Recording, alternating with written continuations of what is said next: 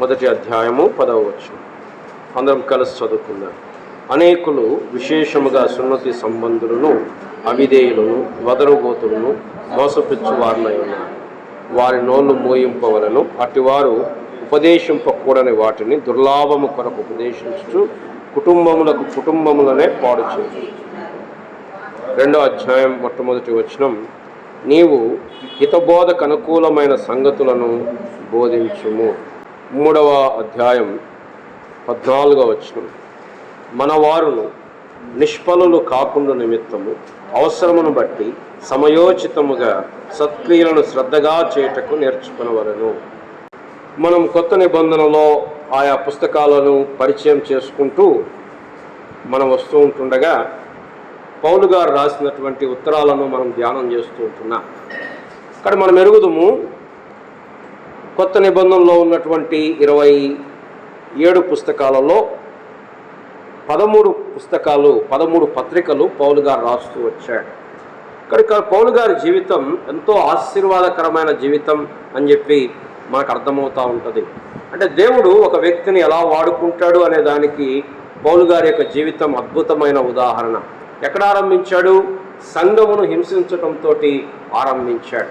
అలాంటి వ్యక్తిని దేవుడు పట్టుకొని దేవుడు తన యొక్క రాజ్య వ్యాప్తి కొరకు తన సువార్తను ప్రకటించటానికి ఈ వ్యక్తిని బహుబలంగా వాడుకున్నాడు. ఆయన యొక్క జీవిత చరిత్ర చూస్తే క్రీస్తు శకం దాదాపు 5వ సంవత్సరంలో ఆయన పుట్టి ఉంటాడు. ఆల్మోస్ట్ యేసు ప్రభు వారికి దగ్గరలోనే, వారిద్దరు సమానమైనటువంటి వయసు కలిగినటువంటి వారు. క్రీస్తు శకం 32 ఆ ప్రాంతంలో స్టెఫన్ని హతసాక్షిగా స్టెఫను మరణించాడు. ఆ స్టెఫను మరణించినప్పుడు వెనకాల పాత్రధారి బహుశా ఈ మనుషుడేనేమో. లేఖనం మనకేం చెప్తుంది? ఆ స్టెఫను రాళ్లతో కొట్టి చంపిన వారు తమ వస్త్రములు సౌలు అని ఒక యవనుడిస్తున్న యొక్క పాదముల దగ్గర పెట్టారు అని మనకు అర్థమవుతూ ఉంటుంది. అంటే దాని వెనకాల బహుశా స్కీమ్ రచించింది ఈ వ్యక్తి ఏమో అని చెప్పి అనిపిస్తూ ఉంది. బహుశా మరి ఆ స్టెఫను చేసినటువంటి ప్రార్థన, తండ్రి ఈ నేరమును వారి మీద మోపకము ప్రవ్వా అని చెప్పి మోకాల్లోని ఆయన ప్రార్థించి చనిపోతాడు. మరి ఎలా కదిలించబడ్డాడో తెలియదు. ఆయన వెళ్తూ ఉంటే దేవుడు ఆయనను పట్టుకున్నాడు. ఈయన దేవుణ్ణి ఆహ్వానించలేదు. ప్రభువా నా జీవితంలోకి రా, నేను నిన్ను రక్షకునిగా చేర్చుకుంటున్నాను అని ఆయన చెప్పలేదు. దేవుడు కనికరించి తన పట్ల ఉన్న మహా ఉద్దేశముతోటి ఆయనే దగ్గరకు వచ్చి, సౌలా సౌలా నీవు నన్ను ఎందుకు హింసిస్తున్నావు? ఈయన ఆయన పిలవలేదు, ఈయన దేవుణ్ణి పిలవలేదు. ఆయనే వచ్చాడు, కనికరించాడు, దర్శించాడు. అలాగా బహుశా 33 నుంచి 35 మధ్య ప్రాంతంలో ఆయన ఈ రక్షణ యొక్క అనుభవంలోకి వచ్చి ఉంటాడు. ఇక వచ్చిన తర్వాత దాదాపు 20 సంవత్సరాలు 15 సంవత్సరాలు పరిచయం అయిన తర్వాత ఆయన సంఘాలకు ఉత్తరాలు రాయటం ఆరంభించాడు. మొదటి సువార్త జర్నీ ఒకసారి జరిగింది 40లో. దాని తర్వాత 2వ సువార్త జర్నీ జరిగింది 50 ఆ ప్రాంతాల్లో. తర్వాత 3వ సువార్త జర్నీ. ఈ క్రమంలో సంఘాలను ఆయన విస్తరింపజేస్తూ ఉత్తరాలు రాస్తూ ఉన్నాడు. మొట్టమొదటి పత్రిక ఆయన రాసింది 50 ఆ ప్రాంతంలో తెస్సలోనికీయులకు రాయబడిన మొదటి పత్రిక రాశాడు. అది పౌలు గారి యొక్క మొట్టమొదటి పత్రిక. దాని తర్వాత 51 అంటే అది రాసిన సంవత్సరానికి 2వ తెస్సలోనికీయులు, అది రాసిన సంవత్సరానికి లేదా 2 సంవత్సరాలకి 53 నుంచి 55 ఆ ప్రాంతంలో గలతీ పత్రిక, 55లో మొదటి కొరింథీ, 56లో 2వ కొరింథీ, 57లో రోమా పత్రిక. ఈ 6 పత్రికలు అయిపోయిన తర్వాత ఆయన చెరసాలలో వేయబడ్డాడు. దాన్ని మొట్టమొదటి చెరసాల, ఫస్ట్ ఇంప్రిజన్మెంట్, అపోస్తల కార్యం 28వ అధ్యాయం అక్కడ ముగుస్తూ ఉంటుంది. ఆయన అద్దె ఇంట కాపురం ఉండి అని. యాక్చువల్గా అది అద్దె ఇల్లు కాదు, అది హౌస్ అరెస్ట్ అనమాట, ట్రయల్ కోసం వెయిటింగ్. సో ఈ 6 పత్రికలు మొదటి 2 తెస్సలోనికీయులు, మొదటి 2 కొరింథీలు, దాని తర్వాత రోమా పత్రిక, ఇంకోటి గలతీ పత్రిక. ఈ 6 పత్రికలు ఫస్ట్ ఇంప్రిజన్మెంట్కు ముందే రాశాడు. ఇక ఇంప్రిజన్మెంట్ టైంలో చెరసాలలో ఉండి 60-62 ఆ ప్రాంతంలో 4 చెరసాల పత్రికలు రాశాడు. 6 ఏమో చెరసాలకి ముందు రాశాడు, 4 పత్రికలు చెరసాలలో ఉండి రాశాడు. ఏంటి ఆ పత్రికలు? ఎఫెసీ, ఫిలిప్పీ, కొలస్సీ, ఫిలెమోన్. ఈ 4 పత్రికల్ని చెరసాల పత్రికలు అని చెప్పి అంటారు. ఆ చెరసాల నుంచి బయటకు వచ్చాడు, విడుదల పొందాడు. విడుదల పొందిన తర్వాత 63 నుండి 65 ఆ ప్రాంతంలో 2 పత్రికలు రాశాడు. ఏంటి ఆ 2 పత్రికలు అంటే మొదటి తిమోతి, తీతు. ఈ 2 ఒక్కసారి రాసిన పత్రికలు. అందుకోసమేనేమో కంటెంట్ కూడా రిపిటేషన్ కనపడుతుంది మనకి. దాని తర్వాత చివరిగా 2వ తిమోతి ఆయన చనిపోవడానికి జస్ట్ ముందు రాశాడు, 66 లేదా 67లో. అంటే ఆయన యొక్క జీవితం మనకు అర్థమవుతూ ఉంటుంది. మొట్టమొదటి చెరసాలకు ముందు 6 పత్రికలు, చెరసాల లోపల 4 పత్రికలు, 6-4 10 అయిపోయినాయి. చెరసాల తర్వాత 3 పత్రికలు. ఆ 3 పత్రికలు చెరసాల అనుభవానికి ముందు ఏంటంటే, అంటే మరణానికి ముందు ఆ 3 పత్రికలు తిమోతి, మొదటి తిమోతి, తీతు, 2వ తిమోతి. అయితే 2వ తిమోతి కూడా మళ్ళా చెరసాలలో ఉండి రాశాడు. కాబట్టి ఆయనకు అర్థమైపోయింది ఆయన చనిపోతున్నాడు అనేటువంటి సంగతి అర్థమైంది. కానీ తీతు రాసే టైంలో ఆయన చెరసాలలో లేడు. అయితే వీరిద్దరికి రాసిన ఉత్తరాలు కేవలం వ్యక్తిగతమైన ఉత్తరాలు మాత్రమే కాకుండా వారికి సంఘములో చదివించి సంఘములో ఉన్నటువంటి వారు క్షేమాభివృద్ధి పొందినట్లుగా పౌలు గారి ఉత్తరం రాశాడు. పోయిన వారం ఈ పత్రిక యొక్క పరిచయాన్ని మనం చూసాం. ఈ పత్రిక ఆరంభం, సాల్యుటేషన్ మనం చూసాం. నేను ఒక్కటే మాట చెప్పి నేను ముందుకెళ్ళిపోతాను. ఎందుకు రాస్తున్నాడు ఈ పత్రిక అంటే, నిత్య జీవము యొక్క నిరీక్షణతో కూడిన భక్తికి ఆధారమగు సత్య విషయమైన అనుభవ జ్ఞానం. ఇది మన యొక్క భక్తి, ఇది మూఢ భక్తి కాదు. ఇది ఏ భక్తి అంటే నిత్య జీవమును గూర్చిన నిరీక్షణతో కూడిన భక్తి. ఒకనాడు మనం నిత్య జీవము పొందబోతాం అనే నిరీక్షణతో కూడిన భక్తి ఇది. ఈ భక్తి దేన్ని ఆధారం చేసుకుని ఉండాలంటే మనుషుల కట్టడలు కాదు, మనుషుల ఆచారములు కాదు, మన సొంత తలంపులు కాదు, మన చుట్టూ ఉన్న కల్చర్ కాదు, మన చుట్టూ ఉండే మనుషులు లేదా వారి మతాల యొక్క ఇక్కడికి రాకూడదు. మన భక్తి దేని మీద ఆధారపడాలంటే సత్యము, దాన్ని గురించిన జ్ఞానము, అనుభవ జ్ఞానము. The knowledge of the truth, that is what the truth. నీ వాక్యమే సత్యము.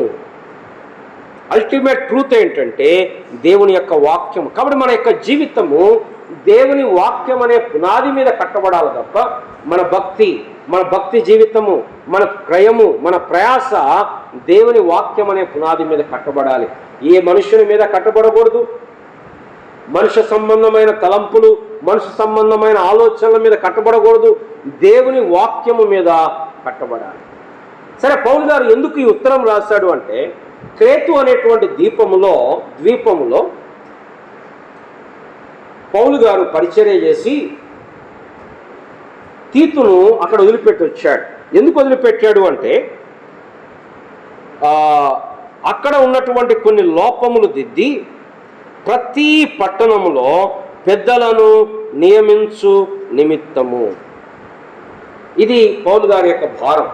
పౌలు గారు సంఘం యొక్క దర్శనమును కలిగినటువంటి వ్యక్తి. దేవుడు తనకు బయలుపరిచాడు. అందుకోసం ఎఫెసీ పత్రికలో అంటాడు ఆ మర్మము అంటాడు. ఏ మర్మము? సంఘమును గుర్చిన మర్మము. ఆ మర్మము పౌలు గారికి బయలుపరచబడగా ఆ సంఘం యొక్క ప్యాటర్న్ ఆయన అన్ఫోల్డ్ చేస్తున్నాడు ఈ పత్రికల్లో, ముఖ్యంగా మొదటి తిమోతి, తీతు పత్రికల్లో. ఏంటి సంఘమును గుర్చిన ప్యాటర్న్ అంటే, దేవుడు ఒక హైరార్కీ ఇచ్చాడు. పెద్దలు అనగా సంఘములో నాయకత్వం వహించేవారు. ఒక సంఘానికి ఒక పెద్ద కాదు, ప్లూరాలిటీ ఆఫ్ ఎల్డర్స్ అనగా బహుళత్వము, నాయకత్వములో బహుళత్వము. దాని తర్వాత వరుసలో పరిచారకులు, డీకన్స్, విశ్వాసులు. ఒకటి నిజం, ప్రభువులో అందరూ ఏకమై ఉన్నారు, కానీ ఇయ్యబడిన బాధ్యతలు వేరు. కుటుంబంలో కూడా భార్యాభర్త సమానం, స్త్రీ పురుషుడు సమానం, కానీ వారికి ఇవ్వబడిన బాధ్యతలు, వారికి ఇవ్వబడిన పాత్రలు వేరే. కానీ సంఘములో ఎటువంటి కలవరము లేదు. It was very strict order. పౌలు గారు అంటాడు, దేవుని సంఘం, దేవుడు అల్లరికి కర్త కాడు. కాబట్టి ఏంట క్రమము అంటే నాయకత్వము సరిగా ఉండాలి. ఆ నాయకుల యొక్క లక్షణములు కూడా మనకు రాస్తూ వచ్చాడు. గత వారంలో మనం చూస్తూ వచ్చాం నాయకుల యొక్క లక్షణము. ఒకటి వైపు క్యారెక్టర్ ఉండాలి, రెండవ వైపు డాక్ట్రిన్, బోధ తెలిసి ఉండాలి. ఈ రెండిట్లో ఏది లేకపోయినా ప్రమాదమే. కొంతమంది అంటే క్యారెక్టర్ కనబడుతుంది, మంచిగా ఉంటారు, కానీ వారికి వాక్యము తెలియదు. అంటే బోధ, అపోస్తలుల బోధ ఏం చెప్తుంది వాక్యము? బైబిల్ పట్టుకొని చెప్పినంత మాత్రమున అందరూ చెప్పేది సత్యం అని అనుకోకూడదు. దాంట్లో సరి అయినది ఎందుకు? ఈ బైబిల్ని ఆధారం చేసుకునే ఇన్ని విపరీతమైనటువంటి బోధలు బయలుదేరగా, ఇన్ని కలవరాలు ఉండగా, ఏది సరి అయిన బోధ, ఏది దైవవాక్యము మనకు బోధించేది, ఏది అవసరమైనది అనేది మనకు అర్థం కావాలి. కనుక పౌలు గారు రెండు విషయాలు ఆయన చెప్తూ ఉన్నాడు. సరే, 10వ వచనం నుంచి ఏం చెప్తున్నాడు అంటే, ఇక్కడ నుంచి మనం ఆరంభిస్తాం ఈరోజు. 1వ అధ్యాయం 10వ వచనం నుండి ఆయన చాలమ్మ అక్కడ అబద్ధ ప్రవక్తలు లేదా తప్పుడు బోధకుల గురించి మాట్లాడుతున్నాడు పౌలు గారు. తప్పుడు బోధలు, దీని గురించి ఆయన చాలా పత్రికల్లో రాస్తూ వచ్చాడు. పిల్లల పౌలు గారు తన జీవితంలో చాలా పోరాటములు ఎదుర్కొన్నాడు. ఒకవైపు యూదుల నుంచి పోరాటం ఎదుర్కొన్నాడు. ఏమంటున్నారు యూదులు? మా మతాన్ని పాడు చేస్తున్నాడు, మోషేను వదిలిపెట్టమంటున్నాడు, ధర్మశాస్త్రం వదిలిపెట్టమంటున్నాడు, సున్నతి వదిలిపెట్టమంటున్నాడు. ఇదొక పోరాటం. రెండవ వైపు అన్యజనులు ఈ పౌలు మా దేవతలను పూజించవద్దని చెప్తున్నాడు, అదొక పోరాటం. ఒకవైపు అధికారులు, రోమా ప్రభుత్వంలో అధికారులు ఇతను రాజద్రోహం చేస్తున్నాడు. ఈ మూడు ఉండగా సంఘము లోపల నుంచి పౌలు గారికి ఉన్న గొప్ప ప్రమాదం లేదా గొప్ప థ్రెట్ ఏంటంటే, పౌలు గారు చెప్పే బోధ తప్పు. ఈయన విశ్వాసము ద్వారా మాత్రమే రక్షణ అంటున్నాడు. పాత నిబంధన సున్నతి గురించి మాట్లాడుతుంది, ఈయన సున్నతి చెప్పట్లేదు. పాత నిబంధన సబ్బాతు దినం గురించి మాట్లాడుతుంది, ఈయన సబ్బాతు దినం గురించి చెప్పట్లేదు. కనుక పౌలు గారు జీవితంలో ఆయన ముఖ్యంగా తప్పుడు బోధలను ఎదిరించడానికి రాస్తూ వచ్చాడు. చాలా చోట్ల ఖండిస్తూ వచ్చాడు. కేవలం పౌలు గారు మాత్రమే కాదు, పేతురు గారు 2వ పత్రికలో రాస్తూ అబద్ధ ప్రవక్తలు చూస్తారా. ముఖ్యంగా ముందు స్టార్ట్ వద్దాం. యేసు ప్రభు వారు మాట్లాడాడు అబద్ధ ప్రవక్తల గురించి. ఏం మాట్లాడాడు యేసు ప్రభు వారు? ఎక్కడుంది? మత్తయి సువార్త 7వ అధ్యాయము. అబద్ధ ప్రవక్తలను గురించి జాగ్రత్త పడుడి. 15వ వచనము. వారు గొర్రెల చర్మము వేసుకొని మీ యొద్దకు వత్తురు కానీ వారు లోపల వారు క్రూరమైన తోడేళ్ళు. వారి ఫలముల వలన మీరు వారిని తెలుసుకొందురు. ముళ్ళ పొదలలో ద్రాక్ష పండ్లనైనను పల్లేరు చెట్లను అంజూరపు చెట్ల పండ్లనైనను కొయ్దురా. అలాగే ప్రతి మంచి చెట్టు మంచి ఫలములు ఫలించును, పనికిమాలిన చెట్టు కాని ఫలములు ఫలించును. ఎప్పుడన్నా ఎదుర్కొన్నారా అబద్ధ ప్రవక్తల్ని? మనకు అనిపించిందా వీళ్ళు అబద్ధ ప్రవక్త, వీళ్ళు వాక్యం సరిగా చెప్పట్లేదు, తప్పుడు చెప్తున్నారు? అలా అనిపించలేదు అంటే మనం ఇంకా దాని విషయమై అభ్యాసం చేయాలి, మనం గుర్తుపట్టగలగాలి. యేసు ప్రభువు చెప్పాడు, కొంతమంది వస్తారంట, వాళ్ళు అంటారంట, ప్రభువా మేము నీకు తెలియదా? మీ నామను అద్భుతాలు చేయలేదా? మీ నామను ప్రవచించలేదా? మీ నామను దయ్యాలు వెళ్ళగొట్టలేదా అంటారంట. అంటే ప్రభు అంటాడంట, మీరెవరో నాకు అంటే ఏమర్థం చేసుకోవాలి? దయ్యాలు వెళ్ళగొట్టినా, స్వస్థతలు చేసినా, ప్రవచనాలు చెప్పినా అది దేవుని అప్రూవల్కి సాదృశ్యము కాదు. పాత నిబంధనలో మోషే అద్భుతాలు చేస్తుంటే ఫరో మాంత్రికులు కూడా చేస్తూ ఉన్నారు. కాబట్టి చాలామంది ఆర్గ్యుమెంట్ ఎలా ఉంటుందంటే, అన్న నిజమే వాళ్ళ బోధ కరెక్ట్గా లేదు, కానీ వాళ్ళ దగ్గర అద్భుతాలు జరుగుతున్నాయి. జరిగితే జరగవచ్చు. యేసు ప్రభు చేసినట్టయితే ఎవరూ చేయట్లేదు. ఎక్కడో ఒక చోట 10 మంది, ఇప్పుడు 10 మందికి చేసినప్పుడు ఎక్కడో ఒక చోట తగులుతుంది కదా. కోడంట తెల్లారే ముందు కుక్కరొక్కో అని కూసి, నువ్వు చూసావా? నేను చూసా, తెల్లారింది. చాలామంది అలానే ఉన్నారు. అది ఎట్లాగో జరుగుతుంది, in the process of time జరుగుతుంది. అది చూసావా? నేను చేయబట్టే. వీరు అబద్ధ ప్రవక్త. కాబట్టి చాలా సంగతులు వీళ్ళ గురించి రాస్తున్నాడు పౌలు గారు. ఏమంటున్నాడు? వాళ్ళ నోర్లు మోపించాలి. ఏ అబద్ధ ప్రవక్తల గురించి మాట్లాడుతున్నాడు? సున్నతి సంబంధులు. అంటే వాళ్ళు ఏం చెప్తున్నారంటే, రక్షణ పొందటానికి కొన్ని క్రియలు చేయాలి. ఇదిగో నువ్వు ఇంత ధనం ఇవ్వాలి, లేకపోతే నువ్వు ఇలా ఉపవాసం ఉండాలి, లేకపోతే ఇలా చేయాలి, అలా చేయాలి, ఇక్కడికి రావాలి, అక్కడికి రావాలి. క్రియలను రక్షణకు కలుపుతూ ఉన్నారు. ఇది యేసు ప్రభువారు ఖండించాడు. మీరు తర్వాత ఇంటికి వెళ్ళి చదువుకోండి. 2 పేతురు 2వ అధ్యాయంలో పేతురు గారు ఖండించాడు. ఏమన్నాడు పేతురు వాళ్ళ గురించి? నీళ్లు లేని బావులు, పెనుగాలికి కొట్టుకొని పోవు మేఘములు, వ్యర్థమైన డంబపు మాటలు పలికేవారు, శరీర సంబంధమైన దురాశలకు బానిసలైన వారు, భ్రష్టత్వమునకు దాసులు అన్నాడు. ఇది పేతురు గారు వాడిన చాలా strong language about the false profits. ఇంకొక ఆయన కూడా ఇలాంటి మాటలే రాస్తాడు. ఎవరు రాస్తారు చెప్తారా? 2వ పేతురు లాంటిదే ఇంకో పత్రిక ఉంది. ఏ పత్రిక? సేమ్ 2వ పేతురులో ఉన్న మాటలే ఉంటాయి. 2వ పేతురులో ఏముంది? దేవదూతలు పాపం చేశారు, దేవుడు విడిచిపెట్టలేదు. నోవా కాలంలో ప్రజలు పాపం చేశారు, దేవుడు విడిచిపెట్టలేదు. సొదొమ గొమొర్రాలను దేవుడు విడిచిపెట్టలేదు. ఇదే మాటలు ఇంకొక ఆయన రాశాడు. ఎవరైనా? యోధా పత్రికలో రాశాడు. ఎన్నో అధ్యాయం అడగకూడదు కదా, అధ్యాయం ఎందుకు? ముందు ఒకటే అధ్యాయం, మళ్ళీ ఎన్నో అధ్యాయం అన్నాను అడగకూడదు. ఆ యోధా పత్రికలో కూడా ఆల్మోస్ట్ ఆల్ రిపిటీషన్ మనకు కనపడుతుంది. అక్కడ కూడా ఏం చెప్తున్నాడు చూస్తారా? యోధా పత్రికలో, యోధా పత్రిక సేమ్ 2వ పేతురు 2వ అధ్యాయంలో ఉన్న సంగతులే యోధా పత్రికలో కూడా మనకు కనపడుతుండగా ఆయన వీళ్ళ గురించి మాట్లాడుతూ అంటున్నాడు, గాలి చేత 12వ వచనం, గాలి చేత అటు ఇటు కొట్టుకొని పోవు నిర్జల మేఘములుగాను, కాయలు రాలి ఫలము లేక 2 మార్లు చచ్చి వేళ్లతో పెళ్లగింపబడిన చెట్లుగాను, తన అవమానమును నొరగను వెళ్ళగొక్కువారై సముద్రం యొక్క ప్రచండమైన అలలుగాను, మార్గము తప్పి తిరుగు చుక్కలుగాను ఉన్నారు. వారి కొరకు గాఢాంధకారము భద్రము చేయబడి ఉన్నది. పిల్లరా, సంఘమునకు ప్రమాదము బయట నుంచి పెద్దగా రాలేదు. రోమా ప్రభుత్వం క్రైస్తవులను హింసించాలనుకున్నది. వారు ఆత్మీయంగా మరింత రాటుదేలారు. బయట నుంచి వచ్చే శ్రమలు, అది బీజేపీ కానివ్వండి, ఆర్ఎస్ఎస్ కానివ్వండి, అవి సంఘమును క్వాలిటీని పాడు చేయలే. ఇన్ఫ్యాక్ట్ సంఘంలో క్వాలిటీ పెరిగింది బయట నుంచి వచ్చే శ్రమలకు. నిజమైన ప్రమాదం ఎప్పుడు వచ్చిందో తెలుసా?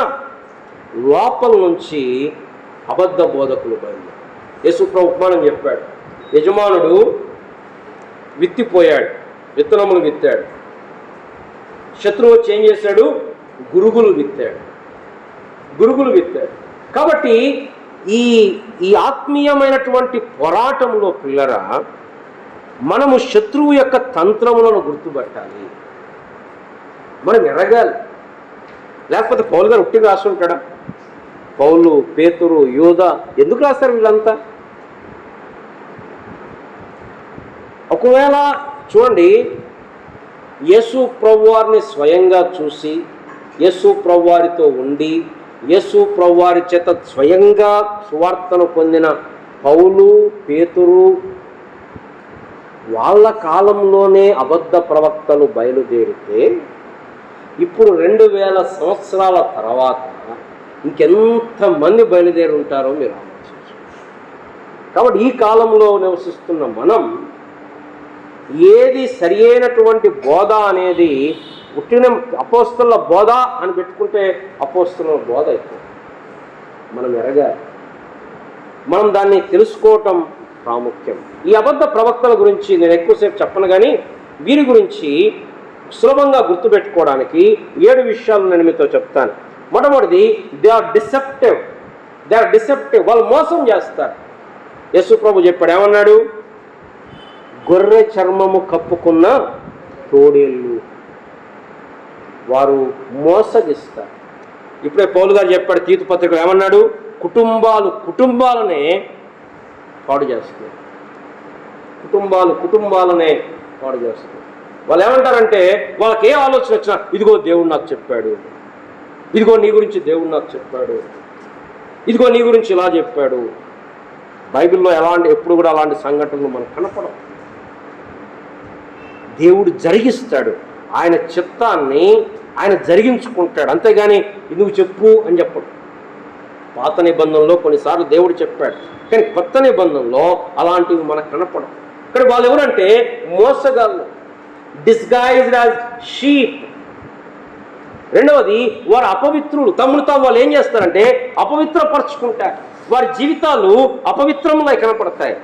పేతురు ఏమన్నాడు, వారు శరీర సంబంధమైన వాటికి దాసులు, శరీర సంబంధమైన దురాశలకి వారు దాసులు. ఈ 3 ప్యాసేజ్లు మీరు గుర్తుపెట్టుకోనండి. 2 పేతురు 2వ అధ్యాయము, యోధా పత్రిక, దాని తర్వాత మత్తయి సువార్త 7వ అధ్యాయం. నేను చెప్పే ఈ 7 లక్షణాలు కూడా అక్కడి నుంచి తీసుకున్నాయి. నేను మరలా చూపించట్లేదు, కానీ వారు అపవిత్రమైనటువంటి ప్రవర్తన కలిగినటువంటి వారు. అందుకోసం యేసుప్రభువు ఏం చెప్పాడు, ఫలములు చూడండి, చెట్టును చూడకండి, ఫలము చూడండి. మంచి చెట్టు అయితే మంచి ఫలాలు వస్తాయి. హృదయం నిండి ఉండు దానిని బట్టి నోరు మాట్లాడు. ఫలం అనేది లోపలున్న కంటెంట్కి అవుట్కమ్. కాబట్టి వారి జీవితం యొక్క ఫలమును చూడండి. మొట్టమొదటి they are deceptive, secondly they are defiled, మూడవది దే ఆర్ డిఫయంట్. వాళ్ళు ఏం చేస్తారంటే అధికారమును తృణీకరిస్తుంటారు, వారు తిరుగుబాటు చేస్తూ ఉంటారు. ఈ విషయాలు కూడా పేతురు గారు రాస్తూ ఉన్నారు. దాని తర్వాత 4వది దే ఆర్ డిస్రప్టివ్, అనగా వారు నాశనం కలగజేస్తారు లేదా వారు చెరుపుతారు విశ్వాసాన్ని. కదా యెహోవా సాక్షులు, వారు చెరుపుతారు విశ్వాసాన్ని. క్రీస్తు సంఘం వాళ్ళు ఏం చెప్తారు, యేసు ప్రభు దేవుడితో సమానుడు కాడు, యేసు క్రీస్తు ప్రభువు మాత్రమే. యెహోవానేమో దేవుడు, క్రీస్తు వారు ప్రభు. వీరిద్దరు సమానం కాదు, త్రిత్వము లేదు. ఇది క్రీస్తు సంఘం యొక్క బోధ. చర్చ్ ఆఫ్ క్రైస్ట్ అని పెట్టుకుంటారే, వాళ్ళందరి బోధ ఇదే. పిడి సుందరరావు కానీ తన శిష్యులు కానీ వారందరి బోధ ఇదే బోధ. యేసు ప్రభువు దేవునితో సమానుడు కాడు. కానీ that disruptive. Fifthly that destructive, వాళ్ళు నాశనముకు నడిపిస్తారు. 6వది వారు సత్యమును ఎదిరిస్తారు, సత్యములో వారు నిలిచి ఉండరు. 7వది వారి మాటలు డంబపు మాటలు, వ్యర్థమైన డంబపు మాటలు పలికేటువంటి వారు. పౌలు గారు అంటున్నాడు, ఏమంటున్నాడు, వదరబోతులు. చూడండి ఎంత స్ట్రాంగ్ లాంగ్వేజ్ వాడుతున్నాడో పౌలు గారు. ఏమంటున్నాడు, విశేషముగా సున్నతి సంబంధులను, అవిధేయులను, వదరుబోతులను, మోసపుచ్చువారునై ఉన్నారు, వారి నోళ్ళు మూయించవలను. వాళ్ళ నోరు మూయించాలి. మరి ఎవరికి చెప్తున్నాడు ఈ మాట? తీతుకు చెప్తాడు. తీతు, నువ్వు అక్కడ ఉన్నావు కదా, ఈ తప్పుడు బాధలు మాట్లాడే వాళ్ళు ఉన్నారు, వీళ్ళు వస్తారు, నువ్వు జాగ్రత్తగా ఉండాలి. మీ వాళ్ళకి చెప్పు, మీ సంఘం వాళ్ళకి చెప్పు. ఏం చెప్పమంటావయ్యా? ఇగో మీ సంఘం వాళ్ళ గురించి ఏం మాట్లాడుతున్నారు తెలుసా? క్రేతీయులు అంటే ఈయన దగ్గర సంఘం వాళ్ళు, క్రేతీయుల గురించి ఒక ఆయన అన్నాడంట. ఏమన్నాడంట, క్రేతీయులు ఎల్లప్పుడూ అబద్ధికులు. ఈసారా 1వ అధ్యాయం, తీతు రాసిన పత్రిక 1వ అధ్యాయం 12వ వచనం. వారిలో ఒకడు, అనగా వారి సొంత ప్రవక్తల్లో ఎపిమెండస్ అంట ఆయన పేరు, ఒకడు ఇట్లనను, క్రేతీయులు ఎల్లప్పుడూ అబద్ధికులు, దుష్టమృగములు, సోమర్లగు తిండిపోతులు. ఇది జనరల్ మాట, బయట ఏమంటే కల్చర్లో ఉన్నట్టు. ఆ క్రేతు అనే పట్టణమే చాలా అన్రూలీ, అంటే అల్లరి చేసే జనాంగం అక్కడ ఎక్కువ అని చెప్తుంటారు. ఇలాంటి చోట దేవుడి సాక్ష్యం స్థాపించగా ఇప్పుడు పౌలు గారి యొక్క భారం ఏంటంటే తీతు అక్కడ మొట్టమొదటి పెద్దలను నియమించాలి. ఇది 1వ అధ్యాయం యొక్క కంటెంట్. ఎందుకు అంటే తప్పుడు బోధలు చెలరేగుతాయి. ఎవరా తప్పుడు బోధకులు? ఇగో ఇప్పుడు చెప్పిన 7 లక్షణంలో ఉన్నటువంటి వారు. మరి వీళ్ళ బాధ్యత ఏంటంటే, ఇగో మీ వాళ్ళు ఏం చేయాలి తెలుసా, వాళ్ళు కఠినంగా గద్దించు.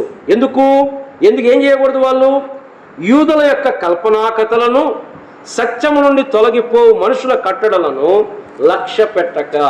రెండు విషయాల విషయంలో జాగ్రత్తగా ఉండమని చెప్తున్నాడు సంఘమును.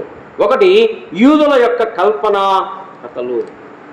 ఈ మాట 1 తిమోతి 1వ అధ్యాయం 4వ వచనం, 1 తిమోతి 1వ అధ్యాయం 4వ వచనంలో కూడా సత్యమునకు భిన్నమైన బోధ చేయవద్దనియు కల్పనా కథలు మితములేని వంశావళులు.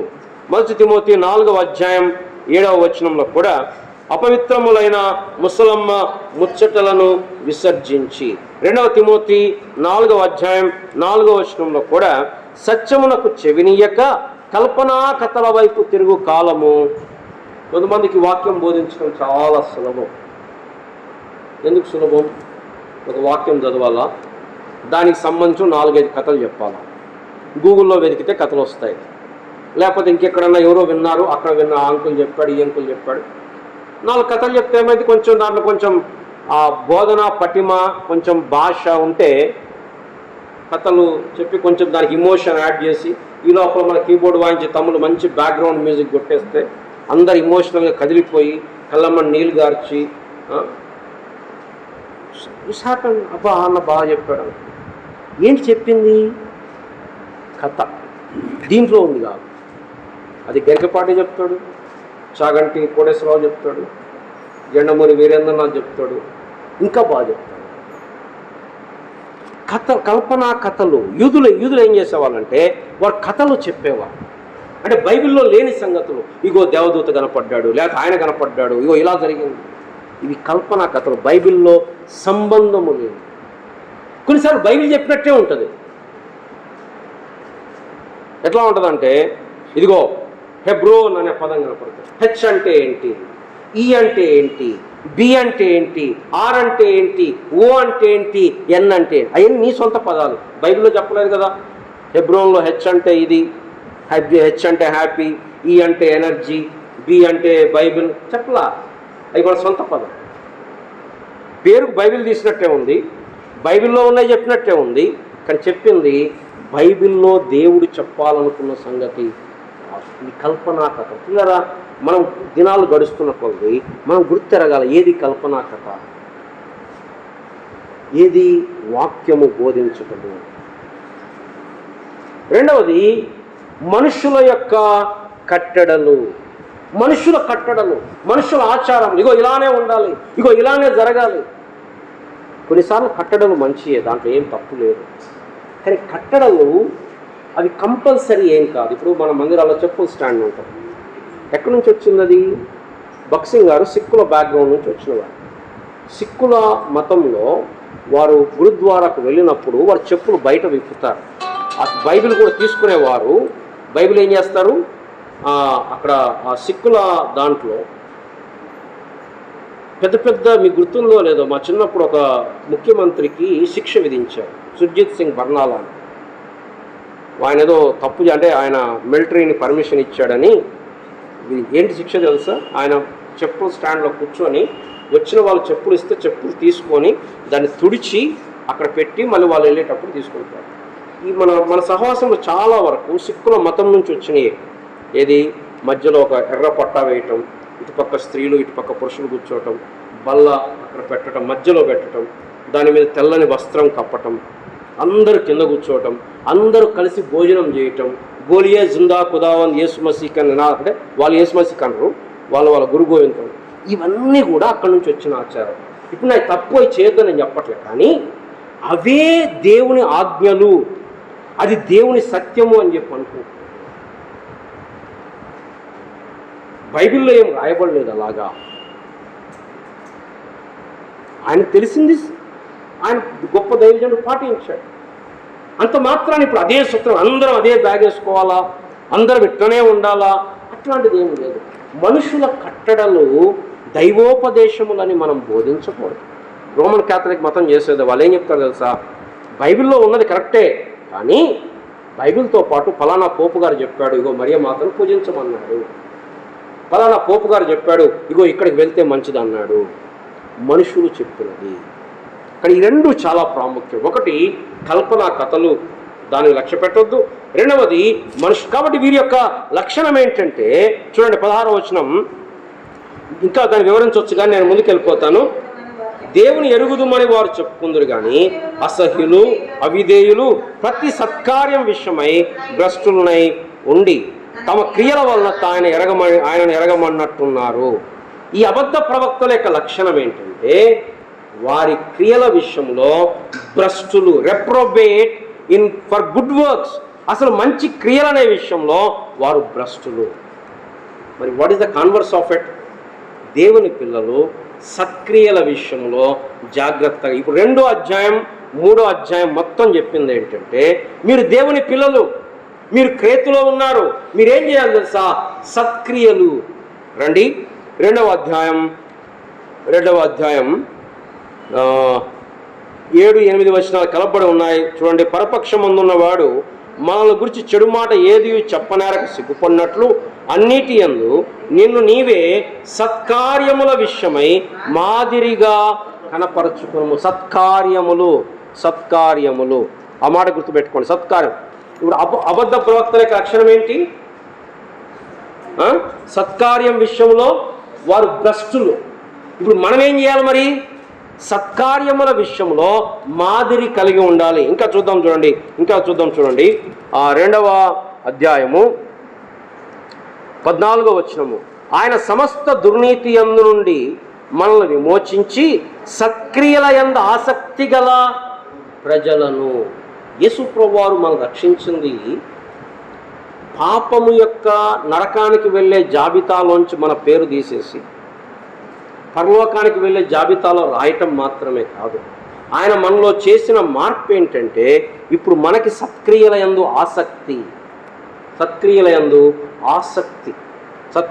ఆసక్తి కలిగి ఉండడం. ఇంకా ముందుకెళ్తే చూడండి 3వ అధ్యాయం 2వ వచనం. ప్రతి సత్కార్యము చేయుటకు సిద్ధపడి ఉండవలెను. 3వ అధ్యాయం 8వ వచనం. ఈ మాట నమ్మదగినది కనుక దేవుని యందు విశ్వాసం ఉంచిన వారు సత్క్రియలను శ్రద్ధగా చేయుటయందు మనసుంచున్నట్లు నీవి సంగతులను గురించి దృఢముగా చెప్పుచుండవలెను. మనం ఇప్పుడు చదివా 3వ అధ్యాయం 14వ వచనం. మనవారును నిష్ఫలులు కాకుండా నిమిత్తము అవసరమును బట్టి సమయోచితముగా సత్క్రియలను శ్రద్ధగా చేయుటకు నేర్చుకునగలరు. కాబట్టి ఇప్పుడు 2వ అధ్యాయం 3వ వచనం 3వ అధ్యాయం ఈ రెండింటి థీమ్ ఏంటి? సత్క్రియలు. ఈ సత్క్రియలకు మూలం ఏంటి అంటే సద్బోధ. ఎలా ఆరంభించారు? 2వ అధ్యాయం మొట్టమొదటి వచనం. నీవు హితబోధకు అనుకూలమైన సంగతులను బోధించు. అంటే ఎప్పుడైతే సద్బోధ ఉంటుందో హితబోధ సత్క్రియలకు దారి తీయాలి. Right belief should lead to the right behaviour. సరి అయినటువంటి బోధ ఓన్లీ బోధ కొరకు కాదు పిల్లరా, బోధ మన క్రియలలో కనపడాలి. సరి అయిన బోధ సరైన ప్రవర్తనకు దారితీస్తుంది. ఒక్కోసారి సరైన బోధ ఉండి కూడా ప్రవర్తన తప్పుపోతుంది. చాలాసార్లు అలాంటివి కనపడతాయి. కానీ ఒకటి మాత్రం నిజమేంటంటే సరైన బోధ లేకపోతే మాత్రం సరైన ప్రవర్తన అయితే రాదు. ఒకవేళ ప్రవర్తన ఉండొచ్చు బయటికి, లోపల ఇంటెన్షన్. పిల్లలు ఒక గుర్తుపెట్టుకోండి, మనము సత్క్రియల చేత రక్షించబడలేదు. We are not saved by our good works. అదే చెప్తున్నాడు కదా. చూడండి ఏమన్నాడు ఇక్కడ. మనము నీతిని అనుసరించి చేసిన 3వ అధ్యాయం 5వ వచనం. మనము నీతిని అనుసరించి చేసిన క్రియల మూలముగా కాక మనము సత్క్రియల ద్వారా రక్షణ పొందలేదు. మరి దేనికి రక్షణ పొందాం? సత్క్రియలు చేయటానికి రక్షణ పొందాం. ఇదే ఇక్కడ 4-5 సార్లు చూసాం కదా ఆ మాట. ఒక 2 వచనాలు చూద్దాం. ఎఫెసీ పత్రిక 2వ అధ్యాయం 10వ వచనం. ఎఫెసీ పత్రిక 2వ అధ్యాయం 10వ వచనం. మరియు వాటి యందు మనం నడుచుకునవలనని దేవుడు ముందుగా సిద్ధపరచిన సత్క్రియలు చేయుటకై మనం క్రీస్తు యేసునందు సృష్టించబడిన వారమై ఆయన చేసిన పని అయి సత్క్రియలు చెయ్యటానికి. హిందూ మతం ఏం చెప్తుంది? నువ్వు ఫలానా సత్క్రియ చేస్తే, ఫలానా ఊరికి వెళ్తే, గుండు కొట్టించుకుంటే, కొండ మీద మెట్లెక్కి నడిస్తే, ఇంత చందా వేస్తే, లేకపోతే కానుకిస్తే, నదిలో మునిగితే, తీర్థయాత్రలు చేస్తే, క్రియలు. మన సత్క్రియలు యెషయా గ్రంథం ఏం చెప్పడం? మురికి గుడ్డలు. మనం క్రియల ద్వారా రక్షణ పొందాలి, కానీ రక్షణ పొందిన తర్వాత దేవుడు మనకు క్రియలు సిద్ధపరిచాడు. మత్తయి సువార్త 5వ అధ్యాయం 15వ వచనం ఏముంది అక్కడ? మనుషులు మీ సత్క్రియలను 16వ వచనం, మనుషులు మీ సత్క్రియలను చూచి పరలోకమందున్న మీ తండ్రిని మహిమపరచునట్లు మీ వారి ఎదుట మీ వెలుగు ప్రకాశింపనీయుడి. సత్క్రియలు చేయాలి. తీతుకు రాస్తూ ఏమంటున్నాడు? నెంబర్ 1, సత్క్రియల విషయంలో బి ఏ ప్యాటర్న్, నువ్వు మాదిరిగా ఉండు. రెండవది, సత్క్రియలు శ్రద్ధగా చేయాలి. మూడవది, సత్క్రియల కొరకు సిద్ధపడి ఉండాలి. నాలుగవది, సత్క్రియలు ఇంకా శ్రద్ధగా చేయాలి. చూడండి 4 వచనాలు ఏం రాయబడుతుంది? 2వ అధ్యాయం 6వ వచనం 7వ వచనం, సత్క్రియల విషయమై మాదిరి, be an example, be an example. రెండవది, సత్క్రియలందు ఆసక్తి గల ప్రజలు. 3వ అధ్యాయం మొట్టమొదటి వచనం, ప్రతి సత్కార్యము చేయుటకు సిద్ధపడి ఉండాలి. 3వ అధ్యాయం 8వ వచనం, సత్క్రియలు చేయుట యందు శ్రద్ధగా చేయుట యందు మనస్సు ఉంచాలి. 3వ అధ్యాయం 14వ వచనం, అవసరమును బట్టి సమయోచితముగా సత్క్రియలు శ్రద్ధగా చేయుటకు. ఈ సత్క్రియలు ఏంటి? సత్క్రియలు ఏంటి? మంచి క్రియలు. మనల్ని క్రైస్తవులంగా నిలబెట్టేది చాలాసార్లు మన మాటలు కాదు, మన క్రియలు. నిజమైన క్రైస్తవులము అనే దానికి రుజువు ఏంటంటే మన మాటలు కాదు, మన క్రియలు. మనం ఉండే చోట, మన కుటుంబంలో, మన ఉద్యోగం చేసే స్థలంలో, మన పనిచేసే స్థలంలో మనం క్రైస్తవులము అని చెప్పుకోవడం ఒక సంగతి, మనం క్రైస్తవులము అని చూపించటం ఒక సంగతి. ఎలా చూపించగలుగుతాం? మన సత్క్రియలను బట్టి. ఏంటి సత్క్రియలు? ఏంటి మంచి క్రియలు? ఇక్కడే కొన్ని విషయాలు రాశాడు. కానీ మనం ఏం చదువుతున్నాం? అండర్లైన్ థ్రెడ్ గుర్తుపెట్టుకోవాలా. అబద్ధ ప్రవక్తలు మాట్లాడతారు, కానీ వారు చేయరు. వారు సత్కార్యముల విషయంలో భ్రష్టులై ఉన్నారు. దేవుని పిల్లలు సత్కార్యములు చేస్తారు. ఎందుకు? రక్షణ కొరకు కాదు. దేవుడేదో అంటే దేవుడు మనకు పరలోకం ఇస్తాడు అని మనం చేయట్లా, ఆల్రెడీ పరలోకం ఇచ్చాడు కాబట్టి సత్క్రియలు. ఏంటి సత్క్రియలు? ఇక్కడ కొన్ని విషయాలు రాశాడు, నేను పెద్దగా వివరించను. చూడండి, ఈ సత్క్రియలు ఎక్కడి నుంచి వస్తాయి? సద్బోధ నుంచి వస్తాయి కదా, హిత బోధ. కానీ బోధ ఏం చేయాలంటే 2వ అధ్యాయంలో 2వ వచనంలో వృద్ధులు ఎలా ఉండాలో చెప్పాడు. వృద్ధులు ఎలా ఉండాలంట? మితానుభవము గలవారు. మితానుభవం అంటే మోడరేట్. మనం భోజనం చేసామా? మోడరేట్. మరీ తిండిపోతున్నాం కాకూడదు, మరీ మార్చుకోకూడదు. బట్టలు వేసుకున్నామా? Be moderate. అన్ని విషయములలో మితమైన అనుభవం. ఇంకా మాన్యులు, స్వస్థ బుద్ధి గలవారు, విశ్వాస ప్రేమ సహనములలో లోపము లేని వారు ఉండాలి. ఇది వృద్ధులకు చెప్పాడు. అంటే right doctrine should lead to the right duty, belief should lead to the behaviour. వాక్యం విన్నాం అయిపోయింది కాదు, ఆ వాక్యము మన జీవితంలో మన మాటలను కంట్రోల్ చేయాలి. వాక్యము మన మాటలను కంట్రోల్ చేయాలి. వాక్యము మన తలంపులను కంట్రోల్ చేయాలి. వాక్యము మన నడవడికను, మన ఇతరులతో ప్రవర్తించే రీతిని కంట్రోల్ చేయాలి. వృద్ధులు ఏం చేయాలో చెప్పాడు. దాని తర్వాత ఎవరి గురించి మాట్లాడాడు? వృద్ధ స్త్రీలు ఎలా ఉండాలా? కొండెకత్తలు, ఊరిక వాళ్ళ గురించి మాట్లాడుకోవడం, వీళ్ళ గురించి మాట్లాడుకోవడం, ముసలమ్మ ముచ్చట్లు, అపవిత్రమైన మాటలు కదా. చాలాసార్లు 2 విశ్వాసులు కూర్చుంటే 3వ వ్యక్తి గురించి మాట్లాడుకుంటారు. ఇది చాలా చెడ్డ అలవాటు. ఆ మాట్లాడుకునే దానిలో వీరు చూడరు, వీరు వెళ్ళరు. ఎవరో చెప్తారు, నీకు తెలుసా అట్లయింది అంటే ప్రార్థన చేస్తామని చెప్తారు. ఇప్పుడు లాస్ట్లో ఏదో ఒకటి ఎలా ప్రార్థన, ఎవరికి చెప్పుకో. ప్రార్థన కాదు, ఉట్టే టైంపాస్ సరదా అది అట్లా మాట్లాడుకోవటం. వాళ్ళకి ఇట్లయిందండి తెలుసా, వీళ్ళకి ఇట్లయిందండి తెలుసా. ఇలా ఇది ప్రమాదం. యేసుప్రభు మాట చెప్పాడు, గుర్తుందా మీకు? మనుషులు పలుకు ప్రతి వ్యర్థమైన మాటకు లెక్క అప్పచెప్పవలసి. సాధారణంగా మంచి ప్రిన్సిపల్ అంటే మనిషి లేనప్పుడు వాళ్ళ గురించి మాట్లాడకపోవడం చాలా మంచిది. నిజంగా భారం ఉంటే ఆ మనిషి ఉన్నప్పుడు మాట్లాడాలి. అక్కడ ఇటు చేస్తున్నావు, లేక తమ్ముడు చేస్తున్నావు, అది కూడా ప్రేమతోటి. మరి ప్రేమ లేకుండా చెప్పడం అది రోషం కాదు. అది చాలా ప్రమాదం. బైబిల్ ఏం చెప్తుంది? సత్యం చెప్పాలి, కానీ ఎలా చెప్పాలి? ప్రేమ కలిగి చెప్పాలి. ప్రేమ లేకుండా చెప్తే సత్యం గాయపరుస్తుంది, చచ్చిపోతారు ప్రజలు. చాలా చోట్ల ప్రమాదం అదే. మేము సత్యం చెప్తున్నామనే అపోహలో పొడి చేస్తుంటారు జనాలను, కత్తి పట్టుకొని, మాటలనే కత్తితో. అది ప్రమాదం. కాబట్టి వృద్ధ స్త్రీలు ఎలా ఉండాలో చెప్పాడు, దాని తర్వాత యవన స్త్రీలు ఎలా ఉండాలో చెప్పాడు, యవన పురుషులు ఎలా ఉండాలో చెప్పాడు, దాసులైన వారు ఎలా ఉండాలో చెప్పాడు, దాని తర్వాత అందరూ ఎలా ఉండాలో చెప్తున్నాడు. ఇక్కడ కొన్ని లక్షణాలు ఉన్నాయి, నేను లిస్ట్ అవుట్ చేశాను, మీరు అలా ఇంటికి వెళ్ళి చూడండి. ఏంటి సత్క్రియలంటే, మొట్టమొదటిది మితానుభవము, బీ మోడరేట్, బీ టెంపరేట్, అన్ని విషయంలో మితముగా ఉండు, డోంట్ బి ఓవర్, మితముగా ఉండు. రెండవది స్వస్థ బుద్ధి. ఈ మాట కూడా 2-3 సార్లు వాడారు, మీరు గమనించారా? మొదటి అధ్యాయం 14వ వచనంలో ఉంది స్వస్థులకు నిమిత్తము, 2వ అధ్యాయం 2వ వచనంలో స్వస్థ బుద్ధి, దాని తర్వాత 2వ అధ్యాయం 6వ వచనంలో స్వస్థ బుద్ధి.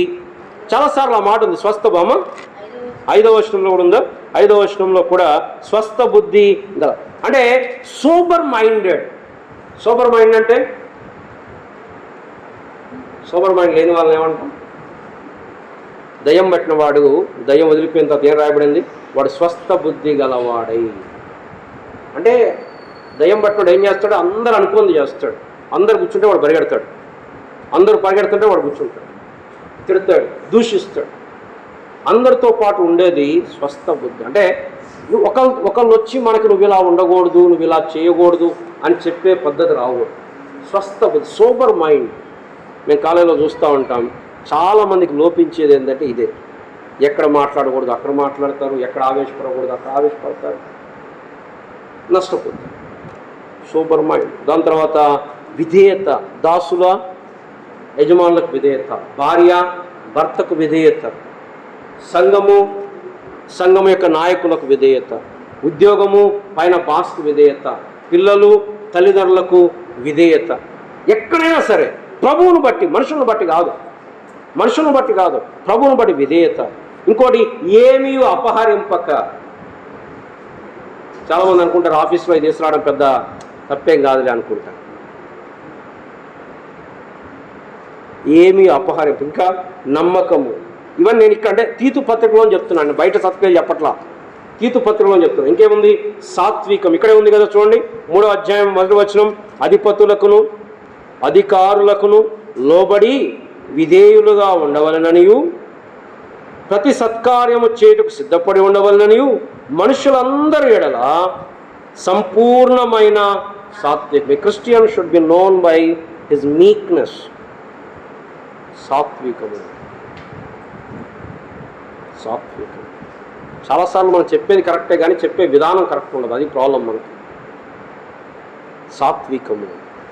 సాత్వికము కనపరచుచు ఎవనిని దూషింపక జగడమాడని వారు శాంతులు. ఇవే కదా సత్క్రియలు. సాత్వికము. చెప్పు, నువ్వు చెప్పాలనుకుంది చెప్పు, కానీ ఎలా చెప్పాలా? మీక్నెస్, సాత్వికంతో, ప్రేమతోటి, తగ్గింపుతోటి, దీనత్వంతోటి. నేనేదో బాస్ని, నా మాట నువ్వు ఎందుకున్నావు అనేటువంటి దాంతో, దీనత్వంతో. ఇగో ఇక్కడ నాకు ఇబ్బంది అవుతుంది, నువ్వు ఇలా ఉంటే, ఇది మార్చుకుంటే బాగుంటుంది, కంట్రోల్ తోటి. నువ్వెవరు అసలు చెప్పడానికి ఇట్లా లేస్తే అది మన క్రైస్తవ లక్షణం ఏమి కాదు. ఇంకా ఏం రాయబడింది? శాంతులు, జగడమాడని వారు. ఇదే మనకి వారికి తేడా. అనవసరమైన వాదాలు, వివాదాలు, నిష్ప్రయోజనమైన వివాదాలు, వీటిని విసర్జించాలి. ఎందుకు తెలుసా? వీటన్నిటికీ 2 కారణాలు చూస్తున్నాం. ఒకటి, రైట్ డాక్ట్రిన్ కావాలి మనకి. ఇప్పుడు భార్య భర్త, చాలాసార్లు వారి యొక్క వివాహానికి మనకు ఉద్దేశం ఏంటి? చాలామంది చెప్తారు భర్త నన్ను సంతోష పెట్టట్లేదు. భర్త ఏమంటాడు? భార్య నన్ను. ఓకే, నిజంగా భార్యాభర్తలు ఒకరి సంతోషం ఒకరే, కానీ యాక్చువల్గా బైబిల్ చెప్పేది ఏంటి? ఈ వివాహ వ్యవస్థ లేదా భార్యాభర్తలు మీరు ఒకరినొకరు సంతోష పెట్టుకోవడానికి కాదు, దానికంటే ముందు ఎప్పుడైతే ఇది అర్థమవుతుందో అప్పుడు ఎక్స్పెక్టేషన్ తగ్గుతుంది. లేకపోతే ఏమైతే నాకు అట్లా చేయలేదు, ఇది చేయలేదు.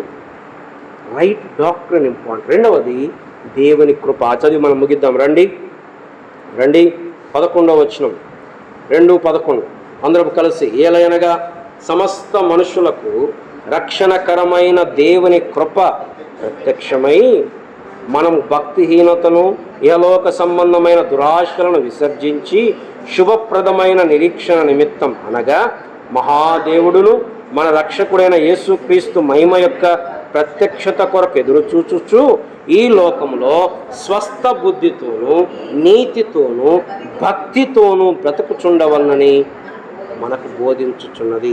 ఆయన సమస్తమైన దుర్నీతి నుండి మనల్ని విమోచించి సత్క్రియల యందు ఆసక్తి గల ప్రజలనుగా తన కోసం పవిత్రపరుచుకొని తన సొత్తుగా చేసుకుంటకు తన్ను తానే మన కొరకు అర్పించుకున్నాడు. Right doctrine and the understanding of grace.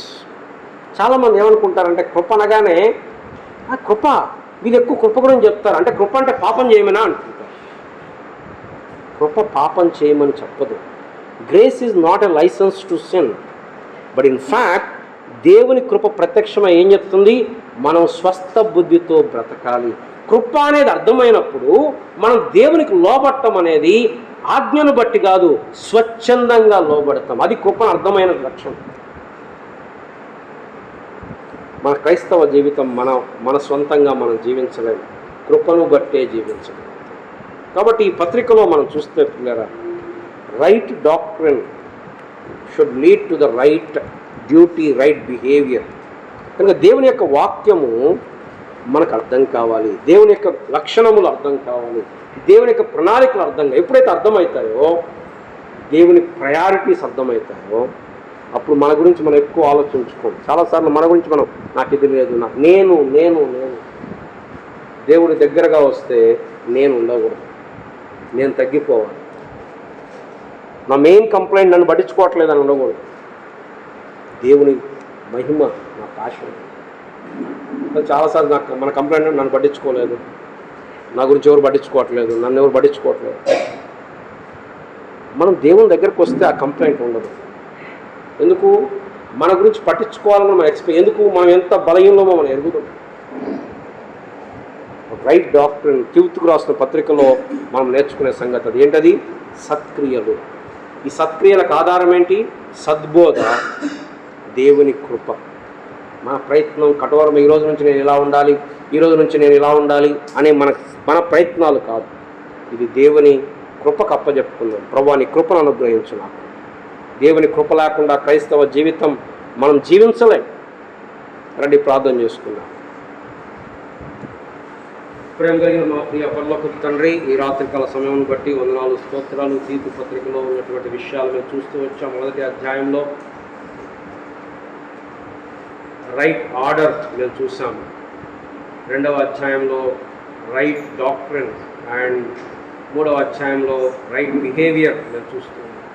ప్రభా మా జీవితంలో మా జీవితం అంతా కూడా దేవుని వాక్యం అనే పునాది మీద, సద్బోధ అనే పునాది మీద కట్టబడటానికి చూపించండి.